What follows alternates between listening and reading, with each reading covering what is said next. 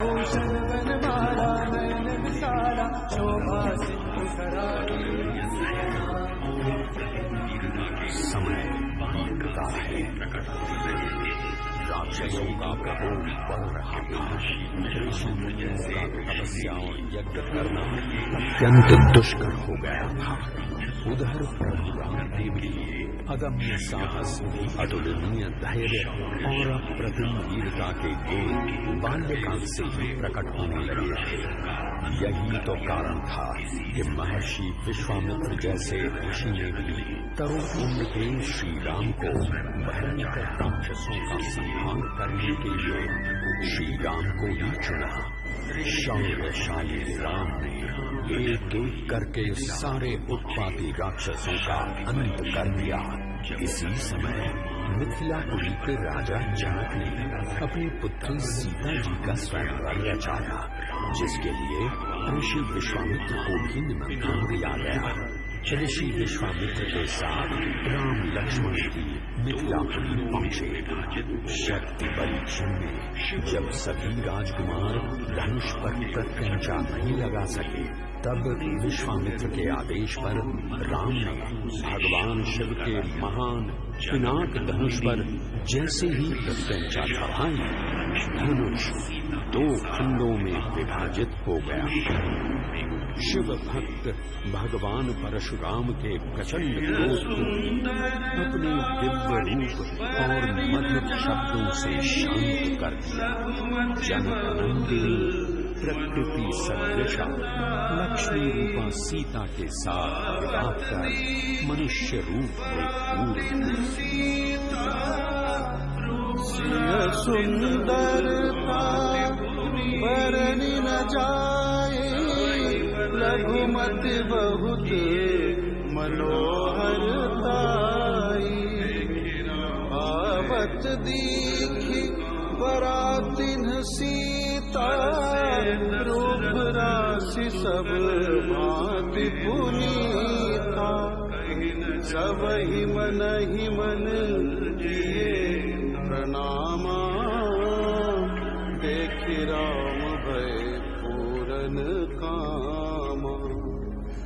हर से दशरथ सुतन समेता, कहीं न जायुर आनंद जेता।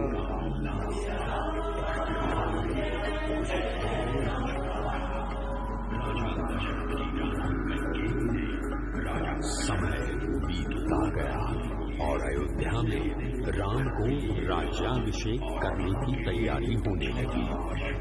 अयोध्या में खुशियों का उल्लास था, पर काल में कुछ और ही छुपा था।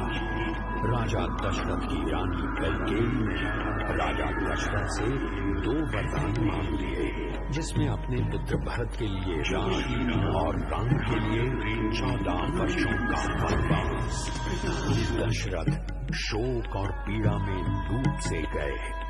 अपने ज्येष्ठ पुत्र राम को वन में 14 वर्ष के वनवास के लिए कैसे भेज देते। जो श्री राम भ्रातृ प्रेम की अनूठी मिसाल हैं, पिता के दुलारे हैं, मां की आंखों के तारे हैं, जिनके लिए माता कैकेयी का आदेश परम धर्म है, और जो पिता के वचन का पालन करने के लिए निसंकोच वनवास की ओर चल दिए। राम। अयोध्या नगरी को अनाथ कर मां सीता और छाया सदृश लक्ष्मण के साथ वन पथ पर आगे चले। राम चलत अति भयउ विषादु, सुन न जाय पुर आरत नादु। गोसगुन लंक अवध अति शोकु, हर्ष विषाद विवश सुरलोक। जिन्होंने वनवास के दुष्कर जीवन को भी स्वीकार किया, निषाद राज केवट जैसे मित्रों को गले लगाते, शबरी के झूठे बेर खाते, दुष्टों का संहार करते, पग पग चुनौतियों का सामना करते मर्यादा पुरुषोत्तम श्री राम। तभी एक दिन रावण की बहन शूर्पणखा वहां आई और राम या लक्ष्मण से विवाह का प्रस्ताव रखा, जिसे दोनों ने ही अस्वीकार कर दिया, जिसका बदला लेने के लिए वो सीता को मारने दौड़ी। तभी लक्ष्मण ने उसकी नाक काट डाली। तब वो लहूलुहान होकर अपने भाई रावण के पास गई और सारा वृत्तांत बताया। फिर तो रावण सीधा अपने मामा मारीच के पास पहुंचा और कहने लगा, तुम कंचन मृग बन जाना और मैं साधु बन जाऊंगा। तुम राम लखन को बहकाना, मैं सीता को हर लाऊंगा। श्री राम मारीच रूपी स्वर्ण मृग को पकड़ने गए तो धोखे से श्री राम की आवाज आई, लक्ष्मण, प्रभु राम किसी संकट में हैं और तुम्हें बुला रहे हैं।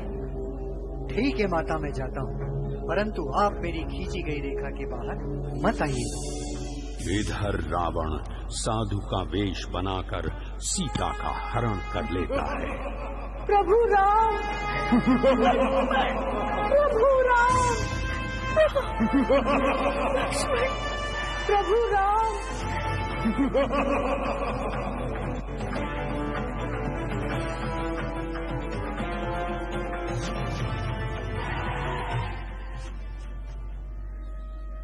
सीता जी को ढूंढते हुए श्री राम और लक्ष्मण ऋष्यमुख पर्वत पहुंचते हैं।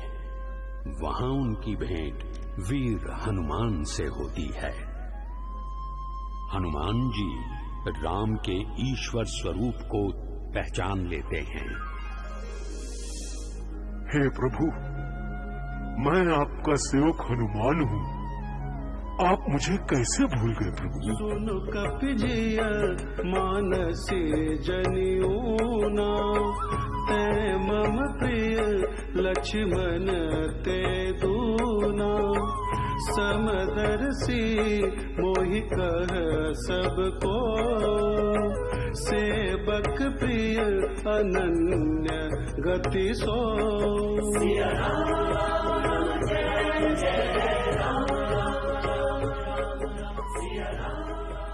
सीता की खोज में वानर सेना चारों दिशाओं में निकल पड़ी।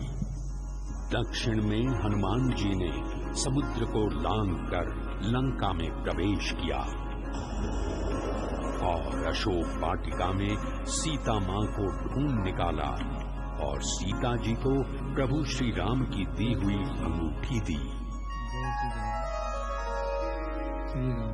प्रभु राम की निशानी देखकर सीता भाव विभोर हो उठती हैं।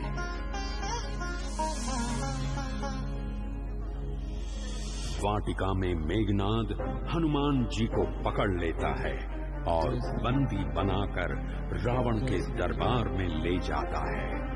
अपनी ताकत के मद में चूर रावण हनुमान जी की पूंछ में आग लगाने के लिए कहता है। फिर क्या था, पूंछ में आग लगते ही महावीर हनुमान जी ने पूरी लंका को आग लगा दी। लंका धू धू कर जलने लगी। लंका से सीता माता को लाने के लिए समुद्र पार करना आवश्यक था। अब प्रभु श्री राम लंका पर चढ़ाई करने के लिए समुद्र से रास्ता मांगने लगे। प्रभु श्री राम 3 दिनों तक प्रार्थना करते रहे, किंतु समुद्र ने रास्ता नहीं दिया। तभी लक्ष्मण ने प्रभु को समुद्र सोखने के लिए अग्निबाण किया, तो समुद्र कांपता हुआ आया और सेतु बांधने का मार्ग बताया। नल और नील की मदद से वानर सेना ने समुद्र पर सेतु बना दिया और पूजा के लिए शिवलिंग की स्थापना की। और उसका विधिवत पूजन किया। और होने के बाद राम की सेना लंका में प्रवेश कर गई। दोनों तरफ घोर संग्राम शुरू हो गया। एक एक करके इस संग्राम में रावण के बहुत से सेनापति, मेघनाद जैसे वीर और भाई कुंभकर्ण और रावण की सेना के योद्धा मारे गए। आखिरकार रावण को युद्ध में स्वयं उतरना पड़ा। भयंकर युद्ध होने लगा। धरती मानो कंपित हो उठी। पर रावण तो मायावी था।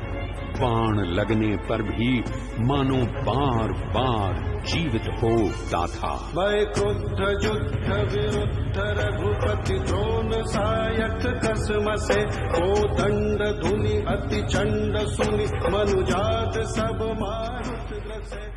राम ने अंततः रावण की नाभि में रखे अमृत कुंड पर बाण का निशाना साधा। श्री राम की कमान से निकले उस तीर से रावण धरती पर गिर पड़ा और उसका वध हो गया। चलेवान सपच जन उर्गा तस्मय हते सारथी दुर्गा रथ विभंज हत केतु पताका गर्जा अति अंतर बल थाका तुरत आन रथ चढ़ खिसियाना अस्त्र शस्त्र छाण से विदिराना विफल होए सब उदय मता के हिम पर द्रोह निरत मन साके। समस्त भूमंडल राम जी की जय से गूंज उठा। सत्य की असत्य पर जीत, अच्छाई की बुराई पर जीत, धर्म की अधर्म पर जीत हुई। लंका सहित संपूर्ण विश्व में राम राज्य की स्थापना करके 14 वर्षों के लंबे वनवास के बाद भाई लक्ष्मण सहित सिया संग राम वापस अयोध्या लौटे। पुनर्मिलन का सुख रसधार बन आंखों से बह निकला। वर्षों से वीरान अयोध्या की पावन धरती कुछ यूं चहक उठी मानो बंजर धरती को वर्षा की फुहारों ने नहला दिया। श्री राम के अनंत प्रेम से महका दिया। अयोध्या नगरी के घर घर गली गली में असंख्य दीप मालाएं जगमगा उठी।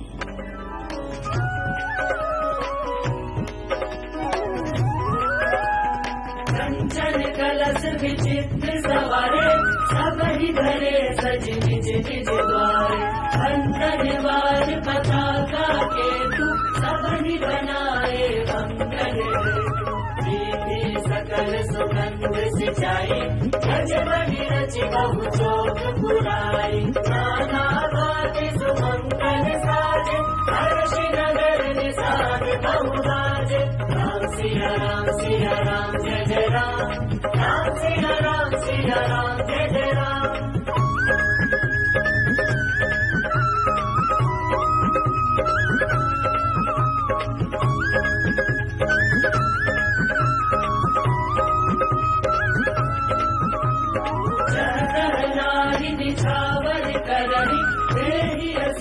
हर्ष उर भरहि कंचन थार आरती नाना।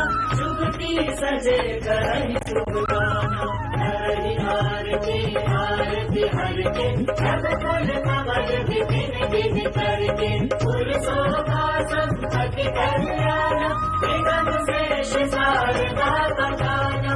राम सिया राम जय जय राम। राम सिया राम जय जय राम।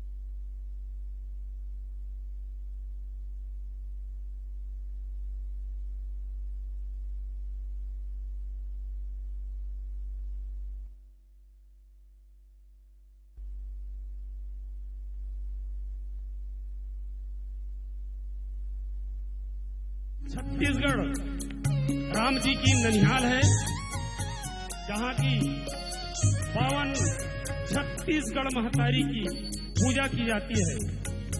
हमारी भारतीय परंपरा के अनुसार हमारे छत्तीसगढ़ भूमि पर अनेक प्रकार से वेशभूषा है, छत्तीसगढ़ी शब्द की प्रयोग किया जाता है। वहीं से एक बुरी श्रृंगी ऋषि का एक महानदी का उद्गम हुआ। कार्तिक अमावस्या आइए भगवान इसी महानदी अपना 14 वर्ष का वनवास पूरा करके अयोध्या लौट रही है। सभी नगरवासी उनके आगमन की सूचना पाकर उनके दर्शनों के लिए उमड़ रहे हैं। कितना भव्य दृश्य है। पूरा देश आनंद विभोर होकर नाच रहा है, गा रहा है। सत्य के जीत की आराधना हो रही है। घर घर में दीपों की माला से स्वागत हो रहा है। आकाश के टिमटिमाते तारे भी मानो आरती उतार रहे हैं। हर्षोल्लास के साथ नगर भर में मृदंग, ढोल, नगाड़े बज रहे हैं। मिठाइयां बांटी जा रही हैं। बच्चे, स्त्री और पुरुष नए वस्त्रों में सज धज कर तैयार हैं। हो ही क्यों ना, उनके प्यारे प्रभु श्री राम जो पधार रहे हैं। आइए हम भी शामिल होते हैं इस आनंद महोत्सव में और नाच गाकर स्वागत करते हैं प्रभु श्री राम और माता सीता का, पवन पुत्र हनुमान का, शेषनाग अवतरित श्री लक्ष्मण का। दीन दयाल बिरुद संभारी, हरहु नाथ मम संकट भारी। सियावर रामचंद्र की जय, पवन सुत हनुमान की जय। Thank